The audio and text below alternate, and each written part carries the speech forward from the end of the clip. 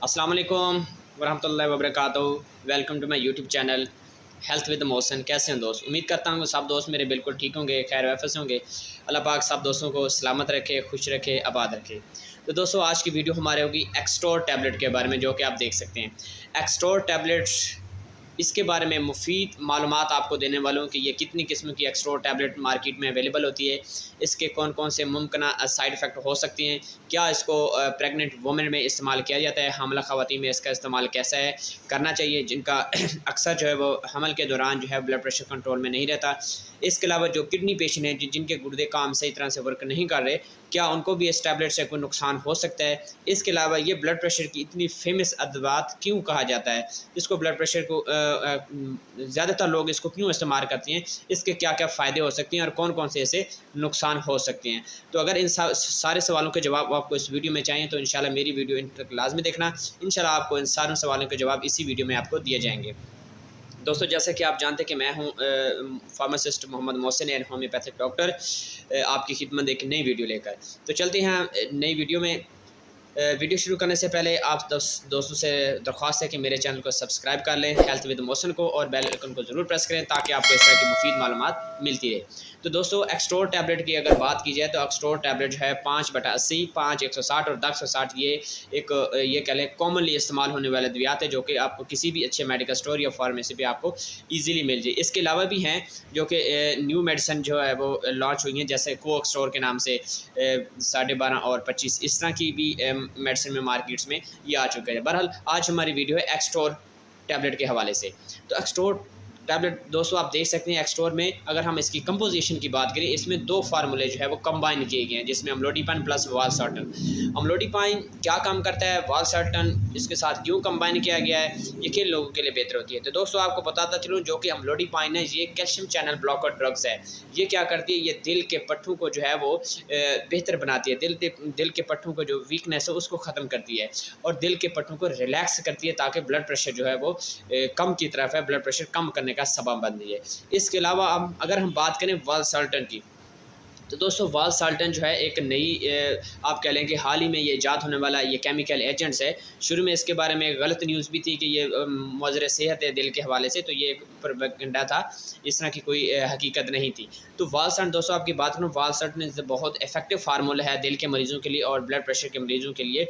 उनके लिए ये फार्मूलेशन कंबाइन की गया जिनका ब्लड प्रेशर जो है वह किसी भी मेडिसिन से कंट्रोल नहीं होता। मिसाल के तौर पर बीटा ब्लॉकर इस्तेमाल करते हैं और alpha blocker, calcium channel blocker, ACE inhibitor, potassium channel blocker, इस किस्म की अद्वियात जो लोग इस्तेमाल करते थे, अगर उनको अफाका नहीं होता तो जब वो वालसर्टन ने इस्तेमाल होने शुरू की तो काफ़ी उनमें बेहतरी देखी गई। तो दोस्तों इसी वजह से डॉक्टर हजरात जो है बहुत से हाइपरटेंशन वाले मरीज़ों को जिनका कॉम्प्लिकेशन हो, जिनका ब्लड प्रेशर अनकंट्रोल हो चुका हो, उनको ये रिकमेंड करते हैं। मिसाल के तौर पर अनकंट्रोल बहुत सी बीमारियाँ जो आती हैं वो ब्लड प्रेशर से कनेक्ट होती हैं। मिसाल के तौर पर kidney fail, blood pressure, sugar और बाकी जो काफ़ी अमराज होते हैं उसका कनेक्शन होता है डायरेक्टली हमारे ब्लड प्रेशर के साथ। तो डॉक्टर हजरात इस कॉम्प्लिकेटेड पेशेंट जो होते थे, पेचीदगी में जो पेशेंट होते थे, उनका ब्लड प्रेशर कंट्रोल करने में वालसर्टन का इस्तेमाल करते थे।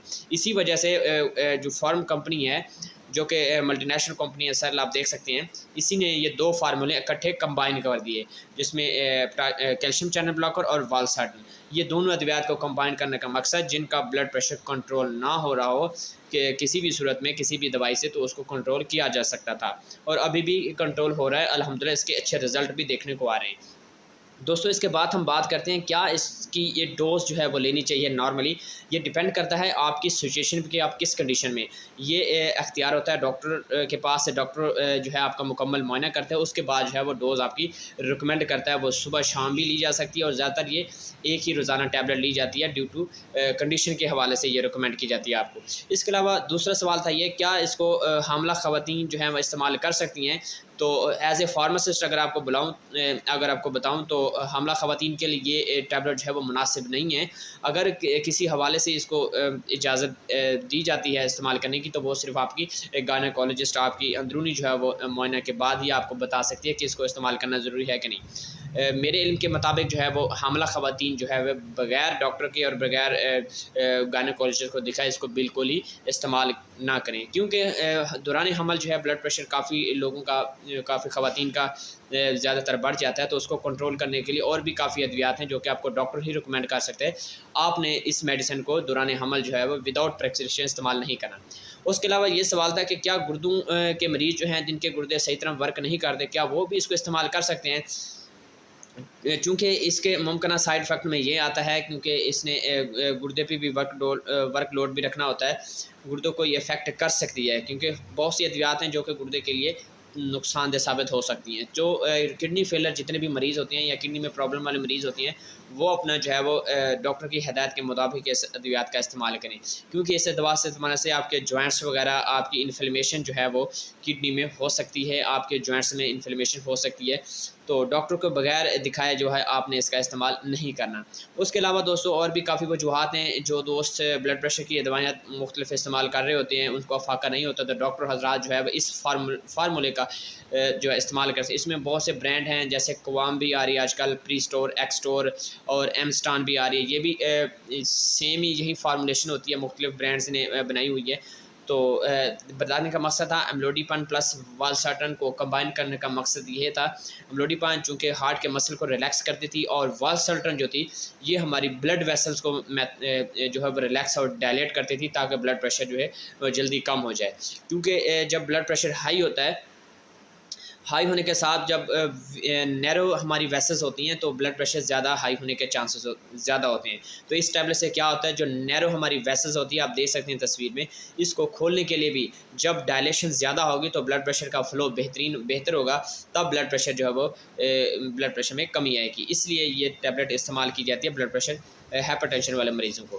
تو دوستوں یہ بلڈ پریشر کنٹرول کرنا کیوں ضروری ہے؟ تو دوستوں آپ کو بتاتا چلوں، بلڈ پریشر کنٹرول کرنا بہت ہی ضروری ہے، کیونکہ اگر بلڈ پریشر کنٹرول نہیں ہوگا تو اس سے بہت سی بیماریاں جو ہے وجود میں آ سکتی ہیں، جیسے برین ہیمریج ہو سکتی ہے، اس کے علاوہ کڈنی فیل ہو سکتی ہے، اس کے علاوہ ہماری آئز پہ افیکٹ آ سکتا ہے، تو اس کے علاوہ اور بھی کافی چیزیں ہماری جو ہے وہ ڈسٹرب ہو سکتی ہیں اگر بلڈ پریشر ہائی ہوگا۔ تو بلڈ پریشر کو ہائی کو ٹریٹ کرنے کے لیے آپ نے ڈاکٹر کے پاس جائے، مکمل چیک اپ کروائیں، اس کے بعد ہی اس کی ہدایت کے مطابق جو ہے اس ایکسٹور کا جو ہے وہ اگر ڈاکٹر آپ کو ریکمینڈ کرتا ہے تو آپ اس کا یوز استعمال کر سکتے ہیں، یہ بالکل سیف ہے۔ اور اگر ہم اس کی سائڈ افیکٹ کی بات کریں تو دوستوں اس کو استعمال سے، ایکسٹور ٹیبلٹ کو استعمال سے جو ہے آپ کے جوائنٹس میں انفلیمیشن ہو سکتی ہے، آپ کی ہیڈ ایک پین ہو سکتی ہے، نوزیا آپ کو ہو سکتا ہے، آپ کو مسل اسٹفنس ہو سکتی ہے، اور اس کے علاوہ جو ہے آپ کی اسکن پر ریشن جو ہو سکتے ہیں، یہ بہت ہی کم لوگوں میں دیکھے گئے ہیں، تقریباً 100 میں سے ایک آدھ مریض کو اس طرح کی سچویشن ہوتی ہے، ادروائز اس کے کچھ خاص سائڈ افیکٹ نہیں ہے۔ اس کے علاوہ اس سائڈ افیکٹ کو سمپٹومیٹکلی ٹریٹ کیا جاتا ہے، وہ آپ کو ڈاکٹر ہی بتا سکتا ہے۔ اس کے علاوہ دوستوں اس کو کھانے کا طریقہ کیسا ہونا چاہیے، اس کو کیسے اس طرح استعمال کرنا چاہیے؟ تو دوستوں میں آپ کو بتاتا چلوں کہ اس کو استعمال کرنے کی طریقہ یہ وداؤٹ فوڈ، مطلب کھانے سے پہلے بھی لی جا سکتی ہے اور کھانے کے بعد بھی لی جا سکتی ہے۔ صبح شام کھانے یا ایک روزانہ کھانے، اس کا فیصلہ آپ کا ڈاکٹر ہی آپ کو بتا سکتا ہے کہ اس کو کیسے استعمال کرنی ہے۔ دوستوں یہ تھی ویڈیو ہماری آج ایکسٹور کے بارے میں۔ امید ہے کہ یہ ویڈیو آپ کو پسند آئی ہوگا۔ اگر ویڈیو اچھی لگے تو میرے چینل کو سبسکرائب لازمی کریں اور اپنا بہت زیادہ خیال رکھیں۔ چلتا ہوں کسی نیکسٹ ویڈیو میں، انشاءاللہ آپ سے ملاقات ہوتی رہے گی۔ اللہ حافظ۔